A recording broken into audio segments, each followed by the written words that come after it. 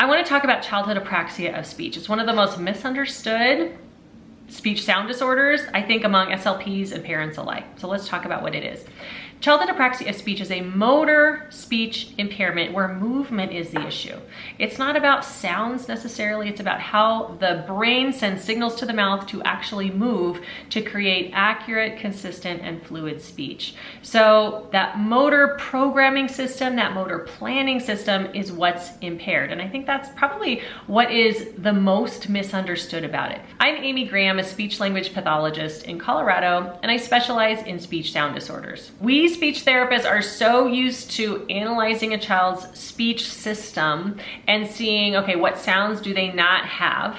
And then we're gonna target those sounds so that they can get more sounds into their inventory. But here's the thing, that's not the primary deficit with kids who have childhood apraxia of speech.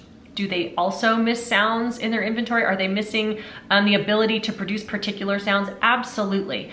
But the primary deficit with childhood apraxia of speech is motor planning and motor programming. And so once we understand that, then that is going to have a huge influence and impact on our target selection, what we're actually going to be targeting in therapy, and also the approach we use to intervention. So it's important to distinguish those. So if you have a child with an articulation error, a phonological error, we use different types of approaches than we do with a child who has a motor speech impairment, like childhood apraxia of speech. Now, I had a wonderful Instagram Live that's also on this YouTube channel with Dr. Jenya Uzini-Siegel talking all about differential diagnosis. So if you're wanting to know what those features are of childhood apraxia of speech, how to diagnose it, I encourage you to go back to my channel and check that out. So let's talk about target selection. What does this mean for what we're actually going to be targeting and having kids practice in speech therapy? What we're not going to do is have them target sounds, or at least spending a whole lot of time targeting sounds that they're not stimulable for in isolation just to get them to say those new sounds. Because if we're targeting individual sounds in isolation, we're not working on movement. And that is the primary deficit for kids who have motor speech impairments. It's a movement-based deficit, so we have to practice movement. That means we are going to target syllable level or higher targets, meaning whole words. We're not going to practice anything less than whole words because that's how movement is practiced, right? Moving from sound to sound, moving from syllable to syllable. So we need to be sure that we're practicing our words accurately. That also has implications, meaning we have to be using words that contain sounds that the child is able to produce, either spontaneously or with multi-sensory cueing. So when we do our assessment, we need to understand what the child is actually capable of producing, because we're going to take those sounds and we're going to produce or come up with a list of our target words that we're going to be practicing in therapy. Now, here's another thing to consider. If this is a movement-based deficit and we have to practice movement over and over again, we're going to think about how many target words are we really going to be targeting.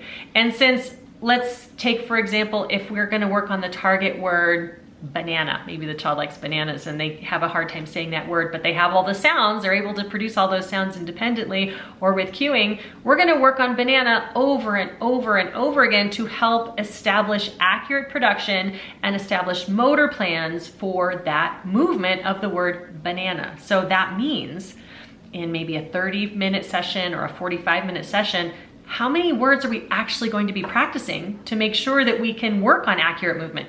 Not that many. So this is why when we have our kids with apraxia, we're going to choose a small handful of words, only at max possibly 10 words at a time during a therapy block. A movement gesture like banana, and we're practicing it over and over to help establish a new motor plan. You're not going to be practicing a ton of words in your session. In a 30-minute session, sometimes I'm only practicing 2 or 3, 5 at the very most, and sometimes if it's a really challenging but highly motivating target, like maybe a family member's name or a favorite item or food or snack or character, then maybe I'm only going to practice that one word for that session just to make sure we can establish acquisition of the ability for them to produce that target movement or word. Another thing to consider, since again, we're thinking movement, not sounds, is that when we're choosing our target words, we have to make sure that we have a variety of types of movement, because we don't want overgeneralization to happen. So for example, if I have a one syllable CV word like me, right, consonant vowel, I want other syllable shapes to be included into our handful of words that we're going to be practicing, so that we don't have that overgeneralization or over-establishment of one type of motor planning. So we might pick another word that might have a vowel consonant like out. Those are two different types of syllable shapes.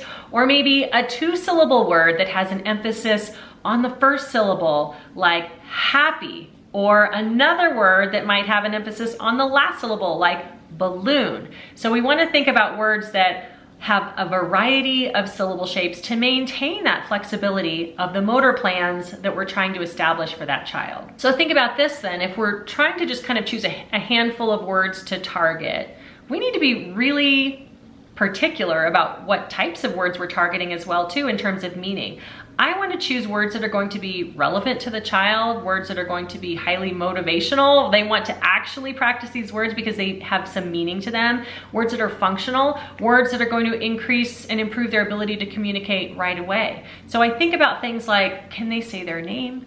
Can they say how old they are? Can they use the words or say the words to represent family members like mama or dad or sister's name or brother's name?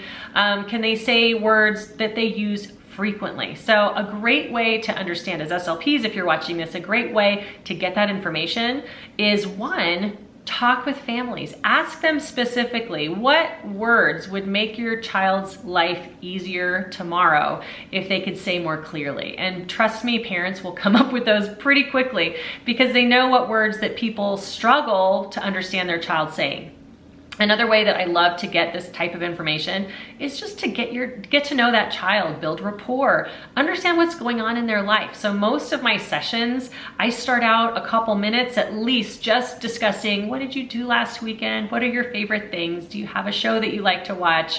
What are your favorite games? Who are your friends? And often you will find that there are going to be targets that will present themselves. So if I have a child who's struggling with the word, or maybe I don't understand right off the bat, I'm keeping a tally. I'm writing down those as potential target words. And then I go back and I analyze, okay, is this a word that they do have all the sounds in their inventory that we can target? Do they have particular syllable shapes in their inventory? Are they capable of these types of movements? And if they're not, then we can maybe put that on a target selection for down the road. But most of the time, I'm gonna see if I can use strategies and multisensory cues to try to get them to be stimulable for those words that are going to make them more intelligible right away. Another thing we wanna consider as we're practicing this small handful of target words for our kids with apraxia is we need to be looking at the movement of the words. In other words, don't just look at the spelling. And this is a great thing to teach parents and teach family members if they're trying to teach their child new words as well. We need to teach accurate movement, and that doesn't always align with spelling. For example, if I have a child, maybe I'm teaching a phrase like, I want it, right? I want it. Well, sometimes you might look at that and think, well, there's a T in the word want, and there's a T in the word it. And so we have to emphasize those. But if we do, we might teach that production like, I want it. And if we teach that movement, I want it, that starts to sound a little robotic. And so we don't want that. We want to teach natural co-articulation in the words and the phrases that we're going to teach those kids. So I encourage you as SLPs and even parents, if you have a child and you're wanting to work on a particular target, make sure you say it to yourself quite a few times. How do you say it naturally? For that phrase, I want it, I say, I want it. That's how I say it. So that's how I would teach that particular phrase to a child that I'm working with. I want it, because that's how we say it naturally in speech. Again, this is all about switching from thinking about sounds and how we're targeting sounds. That's what we do with most of our kids with speech sound disorders. But for kids with childhood apraxia of speech, those motor speech impairments where it's motor programming, motor planning is the issue, We have to stop thinking about sounds. We have to start thinking about accurate movement. Now, SLPs, if this is something that you're kind of struggling with, you're not quite sure how to address apraxia, how to assess for it, how to choose target words, how to take data, how to write goals, I have a 2-hour course that will walk you through called CAS Essentials, what every SLP needs to know, and it's linked below.